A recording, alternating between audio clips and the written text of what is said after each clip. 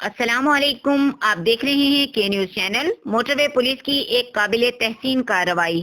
Motor وے police نے اسلحے کی بھاری مقدار میں اسمگل کرنے کی کوشش ناکام بناتے ہوئے ملزمان کو گرفتار کر لیا۔ تفصیلات کے مطابق موٹر وے پولیس ثوابی کے قریب دوران پیٹرولنگ پولیس افسران نے ایک کرولا کار LWQ 3072 کو الیکشن کرتے ہوئے پایا اور روکنے کی کوشش کی۔ کچھ دیر کی جدوجہد کے بعد مذکورہ گاڑی کو روک لیا گیا۔ موٹر وے پولیس کو ڈرائیور کے حرکات پر شک گزرا، جس پر گاڑی کی تلاشی لی گئی اور گاڑی سے بھاری مقدار میں اسلحہ برآمد ہوا، جس میں 23 پستول، 6 9mm 17 30 بور پستول، 2 12 بور شاٹ گن رائفل، 48 عدد پسٹل میگزین، 12 عدد شاٹ گن میگزین، 350 زندہ راؤنڈ شامل ہیں۔ موٹر وے پولیس نے اسلحہ برآمد کر کے 3 ملزمان جن میں بلال ولد نذیر حسین، شیر ولد رحیم شاہ، ساجد خان ولد غالب شیر کو گرفتار کر لیا۔